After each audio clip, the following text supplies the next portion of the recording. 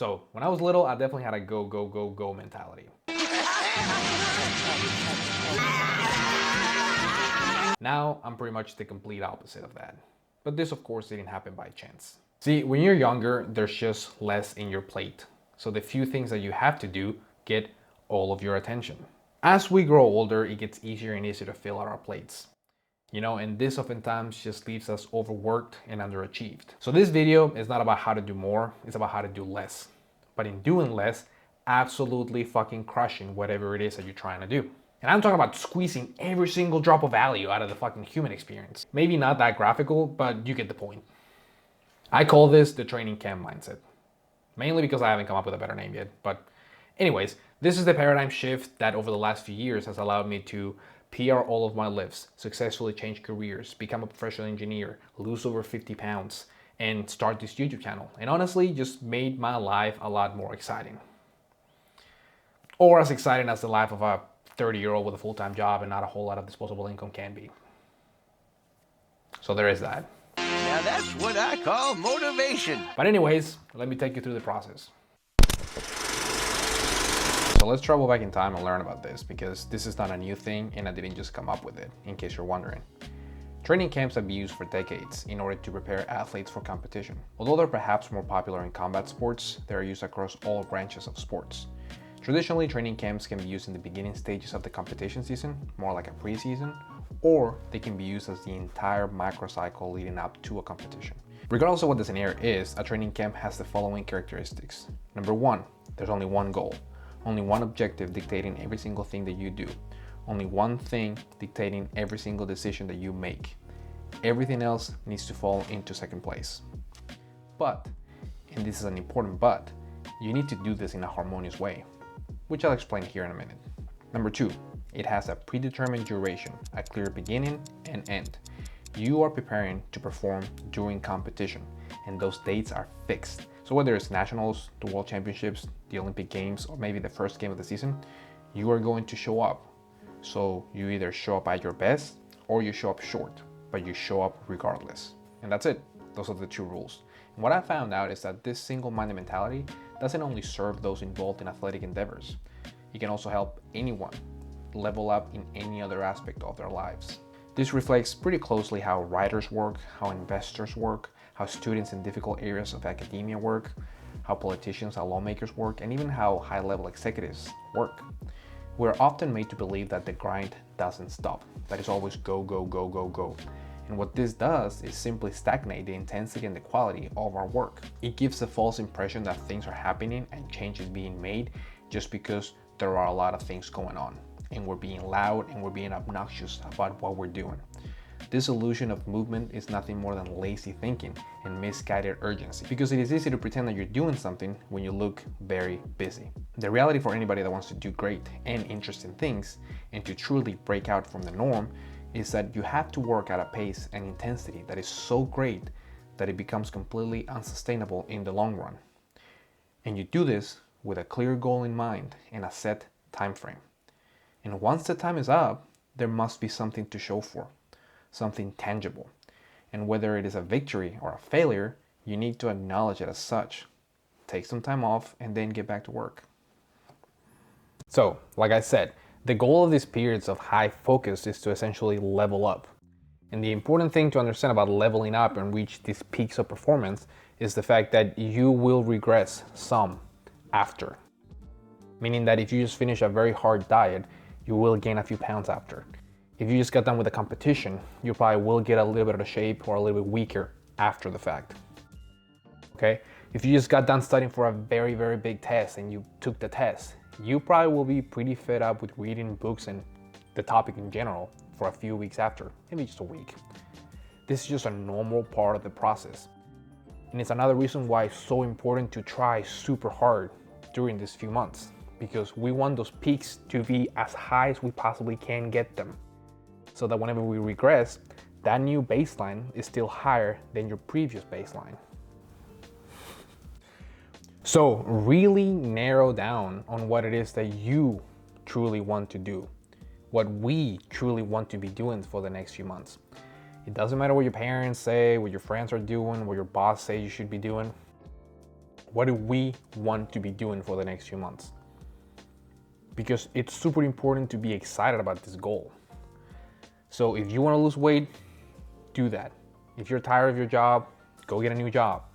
If you need to pass this test, get the certification, whatever it is, do that. If you want to train super hard in the gym for the next few months, do that. And focus just on that. Because whenever you start mixing things and you cannot narrow down on one single goal, the amount of energy that you can put towards these things is just going to be less. And the amount of intensity that you can put into the sessions of studying or training is just going to be less. That is just how that works. The next thing is the timeline. Like, why do I like putting these things in a timeline? You know, with a clear beginning and a clear end. There is the fact that tasks tend to occupy the amount of time that they're allotted. That is the thing that happens. But the main reason why I prefer to put this in a timeline, just like I do with sports training, is the fact that in order to truly focus on something, you have to say no to a lot of things. You have to miss parties, miss dinners, meetings, and just say no a lot. And doing this has some value, but I think as a society, we tend to like overemphasize the value of sacrifice and completely disregard the value that just having a good time with your friends and family in your community has.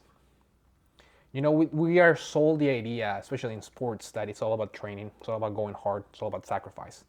But the fact of the matter is that even the best athletes in the world are only training maybe 6 or 8 hours during the day, you know, and only half of those are really the bulk and the high intensity and the good hours that will create meaningful adaptations. The rest is maintenance work.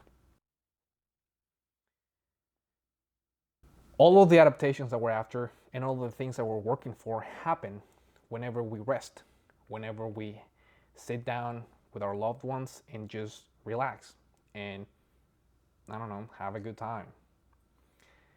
Even during training camps, you know, even if you look at athletes at high levels, the uptick in intensity and volume cannot be that much, otherwise they would get injured. You know, the only difference between training camps and regular training is the fact that there's truly nothing else on their plate. And after they're done training, they go eat, they chat, they relax, they do body work.